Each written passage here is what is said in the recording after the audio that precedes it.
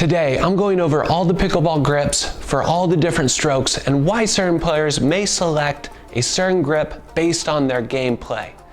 Also in this video, we're going to be covering the strengths and weaknesses of each grip and some of the nuances that you may or may not have thought about, and it's all coming up right now.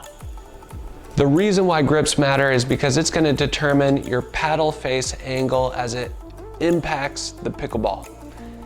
Depending on your game style of play, you may select different grips than somebody else. For example, a player that's always looking to come up to the kitchen line and put away balls may select a grip that's going to be easier to transition to than a player that may be more of a baseliner that's looking to hit ground strokes and passing shots from the backcourt. With that being said, we should also consider the realities of pickleball today. As it stands today, most of the balls are coming up to the player's thigh, knee, or lower. So the ball is generally being played from down low. With that being taken into consideration, we should be asking ourselves, what balls am I going to be receiving most often, and what grip should I select to best play those balls? Let's talk about how to hold the pickleball paddle. Here's my go-to. When I hold the pickleball paddle, my pinky is at the base of the paddle. My heel pad is off the paddle, which allows for a little bit of space between my hand and the paddle, which I can use as leverage to whip the head of my paddle on my strokes. So this results in quicker paddle head speed, which gives more power and more spin. Another component to how I hold the paddle is that my hand is spread across the paddle. So many players, when they're holding the paddle, they'll grab it like a mallet, where their fingers are squished together on the paddle. But I have a trigger finger, which allows my hand to spread across the paddle. By having your trigger finger here, it's going to give you a little bit more feel of touch and finesse on your dinks, and it's also going to give you a little bit more support of your paddle head, which is really nice when you go to hit your topspin or even hit your slices. Another way that players hold the pickleball paddle is with their index finger on the paddle face and their thumb on the back side of the paddle. Generally, these players used to play ping pong or have some familiarity where they find comfort in this, and that's absolutely okay. What it allows them to do with their hands here is it's similar to the trigger finger. It gives them a little bit more touch and feel of the ball on their strokes, and it really gives them command over the angle of their paddle face at contact, which is super important. The way that you hold your pickleball paddle is not going to determine your success in the game. There's just advantages and disadvantages to how you're going to hold it. For example, the only reason why I don't hold my paddle with my index finger here and my thumb here is because of the background that I have in sports, racket sports, and also by holding it up here, I'm giving up a little bit of reach when I go to play. One of the frequently asked questions I receive is, how firm should I hold my pickleball paddle? And what I would say is that you want to hold your pickleball paddle from a scale from 1 to 10, 1 being that you're barely holding on and 10 being that you're squeezing as hard as you can. You want it to be around a 3. And the reason why you want it around a 3 is so then you have control of your paddle, but there's only strain in your hand where you feel like you're controlling the paddle and it's not running up your forearm or your shoulder. So as you're holding it at a 3, you should just feel like it's in control here, but you're not feeling overly tense here. Maybe you feel your muscle groups here contracting, but definitely not up here or in your shoulder. The reason why you want to be holding the grip a little bit on the loose side is so then you can go ahead and create a little bit more whip on your strokes, because the looser your hands are, the more paddle head speed you can generate, which is going to result in more power and more spin. Also, when you're dinking, if you have a little bit of a loose hand as you're dinking, you can get a little bit more feel and a little bit more touch on the ball. However, we should talk about the reality as well. If you're back at the baseline and let's say you hit a ball, you pop it up and the player just absolutely smashes it at you, it's very natural for your hand to go tight. And the reason why your hand's going tight is because you're receiving a ball that's outside your comfort zone. So you're going to be trying to make contact with that ball and controlling it back to your opponent or controlling it back to an area in the court. Whereas if you got a ball that was a pop-up by your opponent and it's going to be a ground stroke, you'd have a nice 3 there because it's totally in your comfort zone. So hopefully that makes sense. If you have questions regarding that, go ahead and comment below. I'll respond absolutely. Let's talk about the Continental Grip, which is the grip that most players select when they're playing pickleball. It's because it's very versatile. You can utilize it on every stroke, from ground strokes, approach shots, volleys, dinks, overhead serves. You can do it with the Continental. So let me show you how to find it. Here's the system. Your paddle is made up of 8 bevels. So this is an octagon. And each bevel is going to determine where you're going to put your index knuckle and your heel pad. So to get your hand on the Continental, you want to put your index knuckle and heel pad on bevel number 2. So this top one is bevel number 1, and then right to the right is bevel number 2, if you're a righty. Now if you're a lefty, you're going to go over 1 spot to bevel number 8. So this is what a Continental grip would look like. My index knuckles on bevel number 2, heel pad is down here on bevel number 2 as well. Another common way to find the Continental grip is to think that you're hitting a nail in with a hammer. And if you're able to do this, you'll find the Continental grip. Another way that you can find the Continental grip is if you look at bevel number 8 and bevel number 1, there's a ridge right in between the two. And you'll see that there's kind of a V that's formed in your hand. And if you put your V here, right on that ridge, you will find the Continental grip. And this is helpful for people that may have larger hands. When you're hitting the Continental, you have some wiggle room.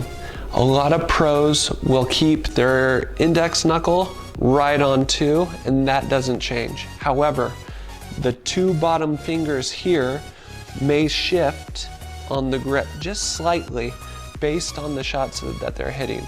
So like for example, if I'm going to be hitting a forehand ground stroke, I'll shift my bottom 2 fingers over from 1 in the direction of 2, since I'm a righty, and that will allow me to get a little bit more feel and top spin on my forehand drive. Whereas if I'm using a Continental and I'm going to be hitting a backhand drive, I'll shift my bottom 2 fingers a little bit more towards 8. So shifting from 1 to 8, not all the way, but just a little wiggle, and that'll give me a little bit more feel for my top spin when I go for my backhand drive. So you're not locked in on your grip, you still can shift it here and there. Let's cover the strengths and weaknesses of the Continental grip. The strengths of the Continental grip is that it's a very versatile grip, meaning that you can hit any stroke in the game with this grip. So players that are looking to come up to the kitchen line and battle it out up at net frequently really like this grip because they can hit a ground stroke, come right in, they can fend off balls at their feet, they can hit dinks, they can hit volleys, they can do it all with the Continental. So it's a very nice grip if you're going to be transitioning up to net. The other thing that the Continental really shines with is low balls, or imparting backspin on the ball. Because many of the balls are received thigh high or lower, that's really favorable for the Continental. It's very good for picking up low balls, for dinking, anything that's waist high or below. Some of the weaknesses of the Continental grip are going to be high balls. You can't generate as much power and as much topspin with the Continental grip as a more extreme grip like an Eastern grip that we're going to get into, or a semi-Western grip or a Western. But you can still create some, but definitely not as much. The Eastern grip is a very popular choice for players, and right now we're going to cover the forehand Eastern grip. To find the forehand Eastern grip, you want to locate bevel number 3. So 1, 2, 3. So you're just going to slide over, and you're going to put your index knuckle and your heel pad on bevel number 3. So once you get it here, it's going to look like this. You see how my trigger finger is still up, my pinky is still at the bottom of my paddle. It's going to look like this.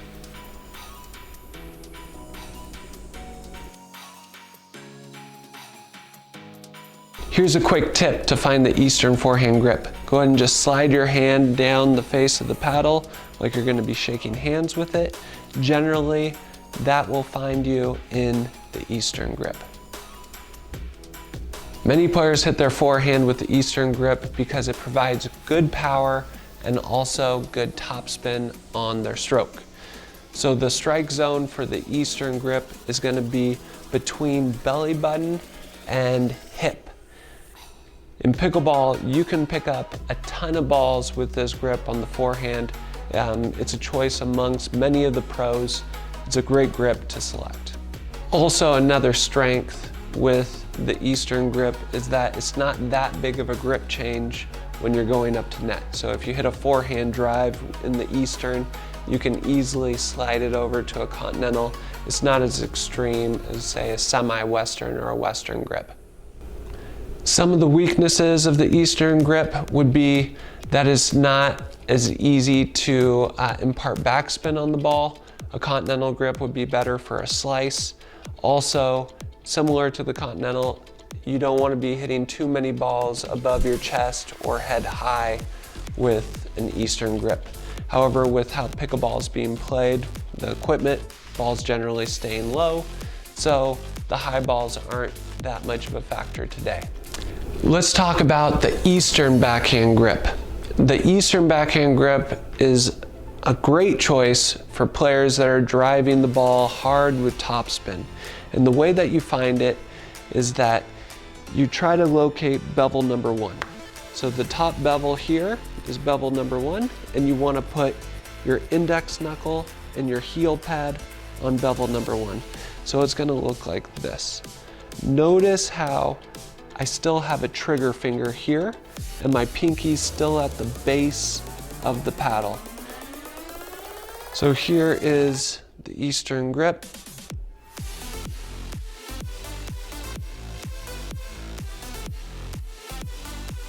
The ideal contact zone for the Eastern backhand grip is going to be your waist. So you want to get those balls waist high.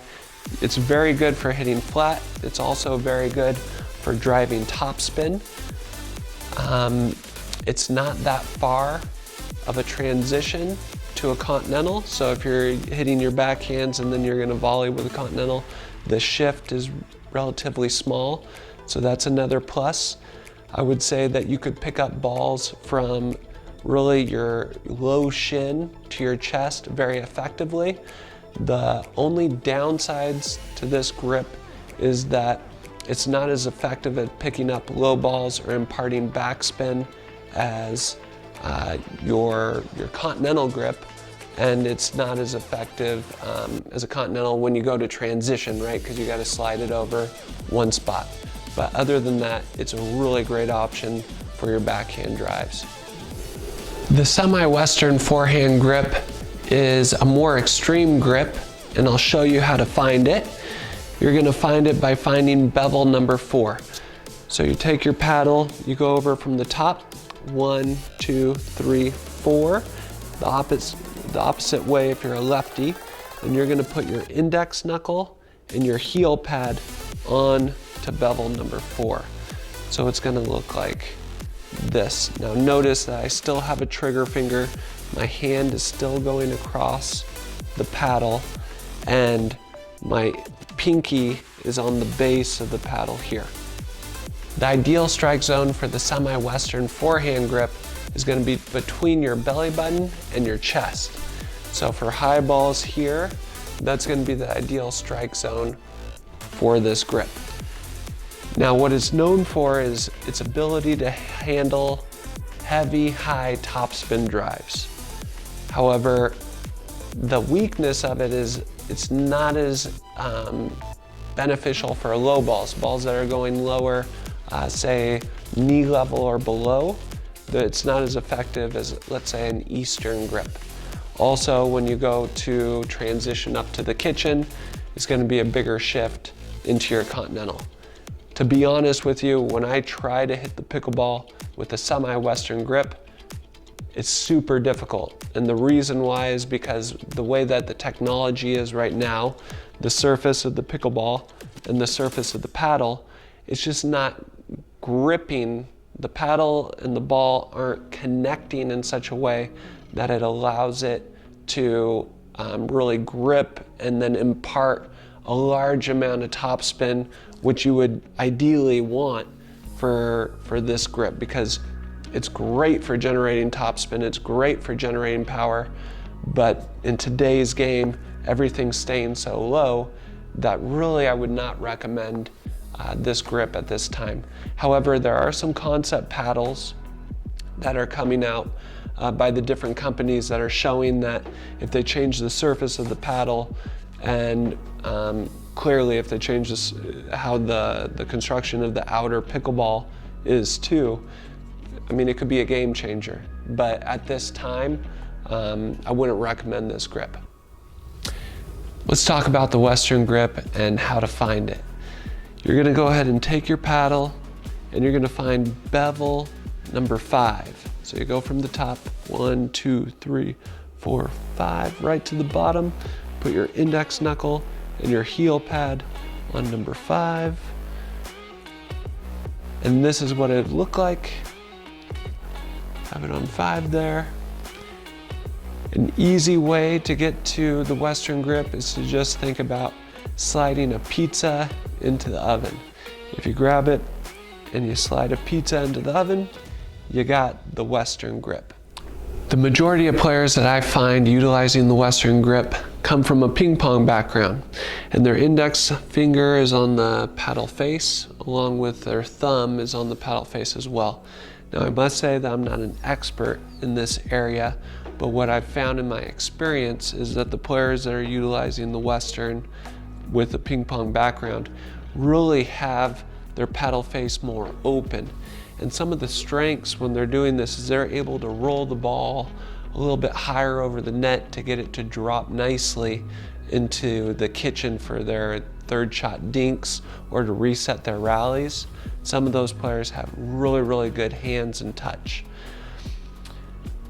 I would say that topspin is one of the major strengths of this grip, the Western grip, as well with some unique looks up at net, because generally the people that are playing may be utilizing a Continental, so with this grip you can get some unique shots off that some people may not see. Some disadvantages I would say is imparting backspin on the ball, not quite as effective as a Continental, and I would also say if you're transitioning up to net, you have to shift one spot. But one cool factor is that you can hit both backhands and forehands with this grip and you don't need to change it. You'd only change it if you're gonna go into, let's say a Continental when you get up to net to do the volleys. I hope you guys liked all the grips and tips. That's everything that I got. If I forgot about something or there's some strengths and weaknesses that you'd like to add, please comment below. And remember, have an open mind, because as this game continues to evolve, some of the grips may shift on tour, and you may even see some of the pros changing their grips along with the technology updates. And as always, keep tuning in, because we're just going to keep on building on your game, and I will see you guys on the court. Take care.